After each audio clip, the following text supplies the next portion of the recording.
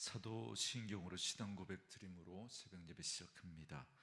전능하사 천지를 만드신 하나님 아버지를 내가 믿사오며 그 외아들 우리 주 예수 그리스도를 믿사오니 이는 성령으로 잉태하사 동정녀 마리아에게 나시고 본디오 빌라도에게 고난을 받으사 십자가에 못 박혀 죽으시고 장사한 지 사흘 만에 죽은 자 가운데서 다시 살아나시며 하늘에 오르사 전능하신 하나님 우편에 앉아 계시다가 저리로서 산자와 죽은 자를 심판하러 오시리라. 성령을 믿사오며 거룩한 공회와 성도가 서로 교통하는 것과 죄를 사하여 주시는 것과 몸이 다시 사는 것과 영원히 사는 것을 믿사옵나이다. 아멘. 이 아침에 우리에게 주시는 하나님의 말씀은 창세기 24장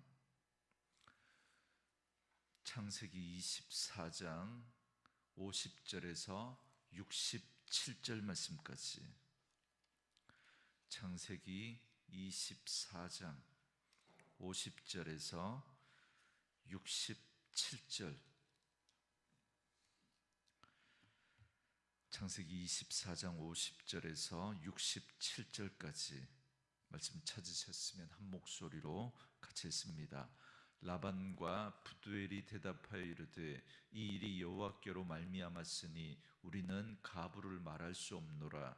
리브가가 당신 앞에 있으니 데리고 가서 여호와의 명령대로 그를 당신의 주인의 아들의 아내가 되게 하라.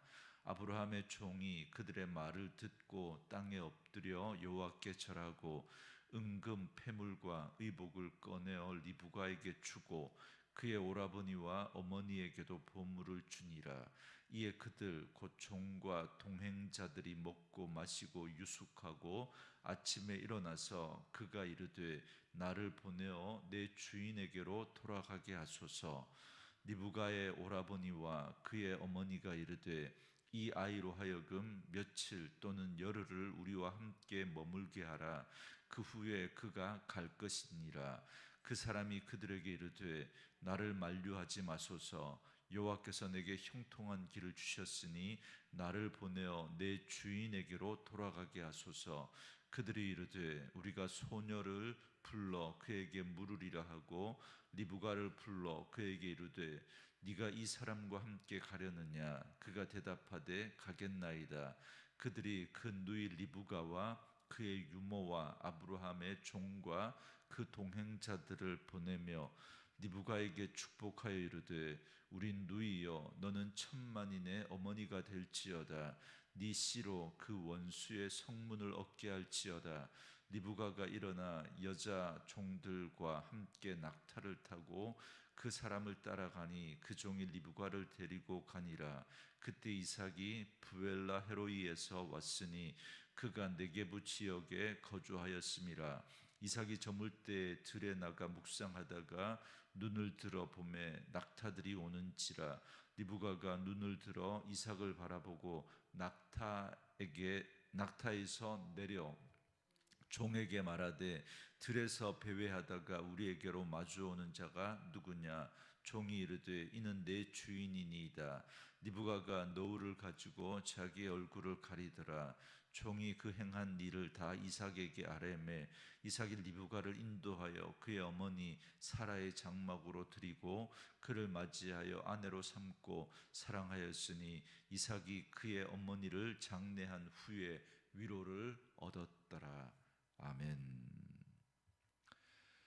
오늘은 함께 읽으신 창세기 24장 50절에서 67절 말씀을 중심으로 가겠나이다 라는 제목의 말씀으로 잠시 은혜를 나누겠습니다. 이삭의 아내를 찾으러 800km가 넘는 먼 길을 떠나온 아브라함의 늙은 종은 하란 땅 우물가에서 리브가를 만났고 그녀의 집으로 초대받아 자신이 겪은 모든 과정을 간증합니다. 자신이 어떻게 기도했고 하나님께서 어떻게 정확한 타이밍에 리브가를 만나게 하셨는지 그 세밀한 인도하심을 나눈 뒤에 묻습니다. 이제 이 결혼을 허락하시겠습니까?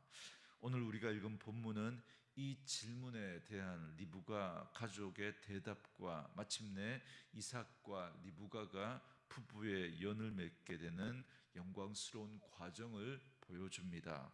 이 구속사의 아름다운 장면 속에는 하나님의 섭리에 반응하는 세 가지 위대한 순종과 결단이 담겨져 있습니다. 오늘 이 말씀을 통해서 우리의 삶의 막막한 현실 속에서도 변함없이 일하시는 하나님의 형통한 길을 발견하는 은혜가 있기를 원합니다. 종의 간증을 들은 리브가의 아버지 부두엘과 오라비 라반은 기꺼이 결혼을 허락합니다. 50절에 보면 그 이유가 분명히 나옵니다. 50절에 라반과 부두엘이 대답하여 이르되 이 일이 여호와께로 말미암았으니 우리는 가부를 말할 수 없노라. 사실 이건 결코 쉬운 대답이 아닙니다. 사랑하는 딸, 아끼는 누이를 먼 타국으로 시집 보내는 일입니다. 당시 교통수단으로는 다시는 얼굴을 볼 수 없을지도 모르는 영원한 이별과도 같았습니다. 인간적인 염려와 두려움, 섭섭함이 왜 없었겠습니까? 조만간 조건만 따진다면 확인되지 않은 타국의 늙은 종의 말만 듣고 딸을 내어준다라는 건 너무나도 무모한 짓처럼 보입니다. 하지만 그들은 종의 간증을 들으며 이 일이 사람의 계획이 아닌 하나님의 섭리 가운데, 하나님의 간섭하심 가운데 이루어진 일이다라는 걸 깨달았습니다. 그래서 그들은 하나님의 분명한 뜻 앞에서는 인간의 고집과 혈육의 정마저도 꺾고 순종할 줄 아는 영적인 안목을 가지고 있었던 겁니다. 여러분, 진정한 신앙은 내게 가장 소중한 것이라도 하나님의 뜻이라면 기꺼이 내어드릴 수 있는 항복에서 빛을 발합니다. 가족들이 이렇게 순종하자 아브라함의 종은 엄청난 은금 패물과 의복을 꺼내어 지참금으로 줍니다. 기대 이상의 어마어마한 보상이었습니다. 종은 이 모든 일이 이루어짐을 보며 사람에게 절하지 않고 이 일을 이루신 하나님 앞에 엎드려 경배합니다. 이처럼 하나님의 뜻에 온전히 순종해서 나의 것을 내어드릴 때 하나님은 우리가 상상하지 못했던 은혜와 보상으로 우리의 삶을 채워주십니다. 이렇게 해서 다음날 아침 종은 지체 없이 떠나기를 원합니다. 하지만 가족들은 아쉬운 마음에 며칠을 혹은 열흘만이라도 좀 함께 머물게 해달라고 간청합니다. 앞서 말씀드린 것처럼 먼 타국으로 지금 보내면 다시 만날지도 모르는 그런 여정을 떠나가야 했기에 이별의 아쉬움이 컸던 것이죠. 10마리의 낙타와 20명에 가까운 방문단 일행을 대접하는 막대한 수고와 비용을 감수하고서라도 딸과의 마지막 정을 나누고 마음의 준비를 할 시간이 필요했던 겁니다. 출발을 지연시키려는 가족들의 마음도 충분히 이해가 됩니다. 결국 당사자인 리브가에게 뜻을 묻습니다. 58절에 보시면 내가 이 사람과 함께 가려느냐? 그가 대답하되 가겠나이다. 조금의 망설임도 없는 단호한 대답이었습니다. 이 짧은 네 글자 가겠나이다라고 하는 이 말 안에는 엄청난 무게가 담겨져 있습니다. 하란에서 가나안까지는 하루에 30km, 40km 그렇게 걸어도 한 달 동안을 가야 하는 목숨을 건 800km의 여정입니다. 도적대를 피하기 위해서 낯선 왕의 대로로 지나가야 하고 자결하는 그 태양 아래 네게브 사막을 건너야 하는 참으로 목숨을 건 여정입니다. 리브가는 정든 고향과 안락한 집과 익숙한 환경과 보장된 미래를 포기했습니다.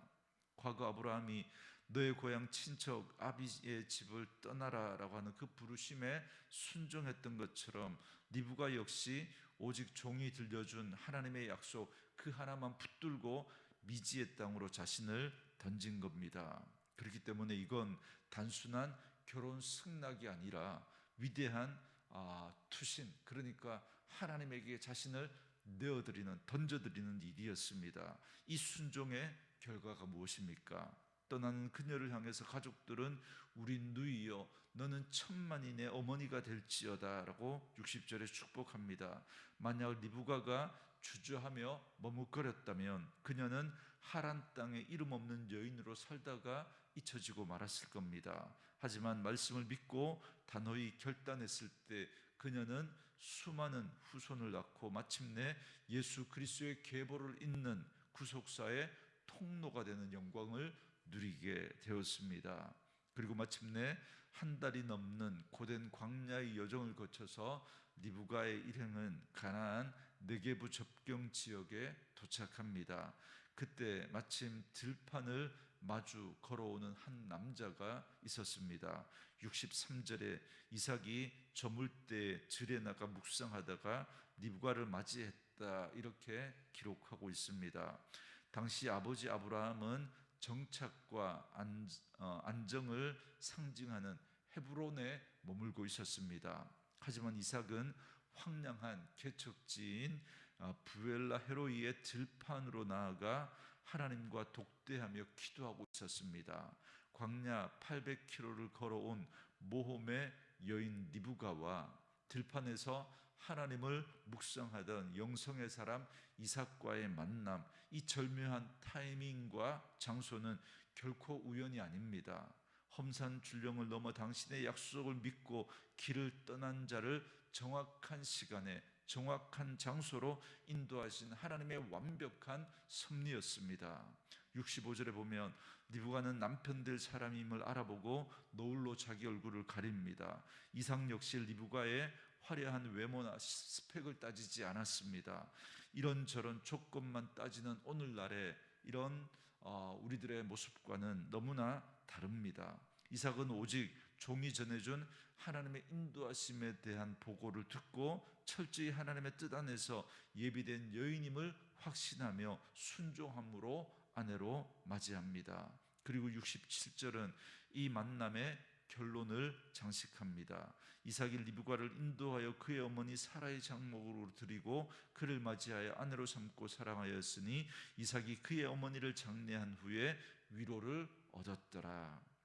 이삭이 리브가를 인도해 드린 곳은 평범한 신혼방이 아니라 사라의 장막이었습니다. 이곳은 아브라함 가문의 안주인이 머무는 곳이자 하나님의 언약이 머무는 지성소와도 같은 곳입니다. 리브가를 이 장막으로 들였다라는 건 사라가 가졌던 영적인 지위와 언약의 사명이 리브가에게로 완벽하게 승계되었다라는 의미입니다. 리브가의 순종이 사명으로 꼽히운 겁니다. 또한 어머니를 잃고 깊은 상실감에 빠졌던 이삭은 하나님의 섭리 안에서 만난 슬기로운 아내를 통해서 참된 위로를 얻게 되었습니다.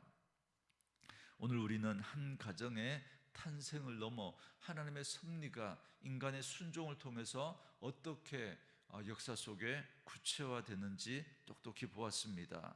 하나님의 형통은 하늘에서 그냥 이렇게 뚝 떨어지는 것이 아니라 하나님은 보이지 않는 곳에서 일하셨지만 그 뜻이 땅에서 이루어지기 위해서는 엘리에셀이라고 하는 그 아브라함의 종의 간절한 기도가 필요했고요. 리브가의 단호한 결단이 필요했으며 들판에서 묵상하던 이삭의 기다림이 필요했습니다. 이 기도와 결단과 기다림, 이것이 한 지점에서 만날 때 하나님의 섭리는 마침내 완성될 수 있었습니다. 여러분, 우리의 삶도 마찬가지입니다. 때로는 하나님의 인도하심이 당장 내 눈에 보이지 않고 먼 길을 돌아가는 것처럼 느껴질 때도 있습니다. 익숙한 것을 내려놓고 알 수 없는 광야로 나아가야 하는 두려움이 앞설 때도 있습니다. 그러나 믿음의 세계에서는 매 순간 신앙의 용기와 결단이 요구되어집니다. 그러므로 오늘 하루 막연한 불안과 염려를 십자가 앞에서 내려놓으십시오. 그리고 주님의 부르심 앞에서 리브가처럼 가겠나이다 라고 담대하게 결단하시기 바랍니다. 그래서 우리가 믿음으로 걸음을 내디딜 때 하나님께서는 우리를 예비하신 축복의 자리, 참된 위로의 자리, 영광스러운 사명의 자리로 나아가는 그런 은혜가 있기를 원합니다. 그래서 오늘 하루도 이 하나님 앞에 간절한 기도와 그리고 하나님 앞에 우리의 결단과 그 기다림 속에서 하나님의 섭리가 하나님의 정확한 타이밍 가운데 이루어지는 은혜가 있기를 주의 이름으로 축원합니다. 주신 말씀 묵상하시면서 이 찬양 함께 들으시며 기도하는 시간 갖겠습니다.